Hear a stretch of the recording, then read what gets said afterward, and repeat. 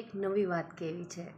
એ વાત છે એ તમારી શક્તિની, તમારા ઓબ્ઝર્વેશનની, કે તમારા નોલેજની, કે તમે કેટલું નવું શીખવા તત્પર છો એની.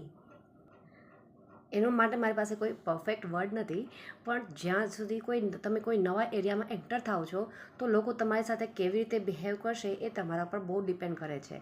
ટૂંકમાં જો હું તમને એક એક્ઝામ્પલ કહું. આજે હું એક હોસ્પિટલમાં ગઈ.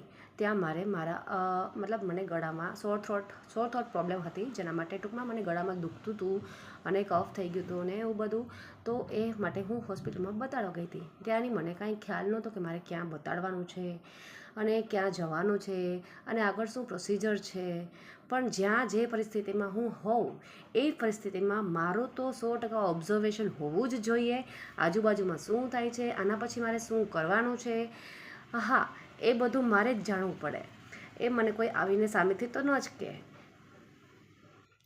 હા, ડૉક્ટરે મને કીધું કે આ પ્રોસિજર, ડૉક્ટરને પહેલાં મને પૂછે કે આવું કેવું બધું છે તમને, આની પહેલાં કંઈ થયું હતું કે કેમ, આની પહેલાં કંઈ હિસ્ટ્રી છે કે કેમ. તો એ બધી આપણે જેટલી વ્યવસ્થિત આપણે ડિટેલમાં કહીને એટલું જ આપણને વ્યવસ્થિત ડિટેલમાં જવાબ મળે. કામ મારું હિસ્ટ્રી છે જૂની, આના રિલેટેડ છે, મને ટીબીને એવું બધું હતું. તો મારી પાસે હિસ્ટ્રી બધી મારી પાસે ડિટેલ જેટલી ડિટેલ ટુ ડિટેલ હું એને કહીશ એટલું ડિટેલ ટુ ડિટેલ એ મને રિસ્પોન્સ આપશે. હોસ્પિટલનું ટાઈમિંગ્સ પૂરા થઈ ગયા હતા, છતાં પણ એ ડૉક્ટર મને બધી સપોર્ટ કર્યો, કે મારો આખો કેસ જોયો અને મને આગળ શું કરવાની એ પ્રોસિજર કીધી. મને મેડિસિન્સ પણ લખી આપીને નેક્સ્ટ ટાઈમ પાછું ક્યારે આવવાનું એ પણ કીધું, અને એક્સરે કરાવવાનું છે કે શું કરવાનું છે એ પણ કીધું. અને પછી નેક્સ્ટ ટાઈમ આપણે કંઈક રિપોર્ટ કરવાની કીધી છે તો એ રિપોર્ટ સેન્ટરમાં પણ પૂછવું પડે ને આપણને, કે રિપોર્ટ સેન્ટરમાં ક્યારે આવવાનું છે. તો હું પૂછ્યા વગર જો આવી ગઈ હોય, કદાચ મને કીધું હોય કદાચ રિપોર્ટ કરાવવાનું, તો હું પૂછ્યા વગર ઘર આવી જાઉં અને પછી ત્યાં મારે જાઉં અને મને કંઈક લોચા પડે તો એ મારી ફોલ્ટ કહેવાય. કારણ કે હું પૂછી આવું કદાચ એ રિપોર્ટમાં ટાઈમિંગ શું છે, મારે આ ભૂખ્યા પેટે આવવાનું છે કે ખાઈને આવવાનું છે, કે શું ધ્યાન રાખવાનું છે, અથવા મારે બીજું કંઈ કરવાનું છે કે નહીં, એ પછી જ ખ્યાલ આવે જ્યારે હું જાણું. એટલે તમે કેવી રીતે બિહેવ કરો છો, ડિટેલ ટુ ડિટેલ કેટલું ઓબ્ઝર્વેશન છે એ તમારી પાસે.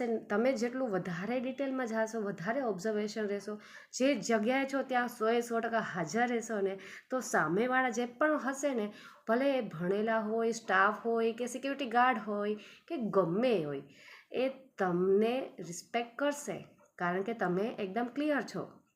હવે પાર્કિંગ, એ ત્યાં આપણે જઈને પાર્કિંગ કરવાની હોય તો આપણે કોઈ પણ હોય, પાર્કિંગ હોય તો પણ આપણે જે પણ એ એરિયામાં, મને આ ઇન્સિડન્સે મને એ શીખવાડ્યું કે આપણે સામેવાળા જે લોકો છે એ લોકોની નોકરીને આપણે કાંઈ નુકસાન નથી પહોંચાડતા. આવી પ્રોફેશનલ જગ્યાએ જઈને એ લોકો આપણને કાંઈ પણ ખરાબ કેમ બોલે, કે એ લોકોને એમ લાગે કે આ જો આમ આડોડું કરશે ને મને કોક ખીજાવશે.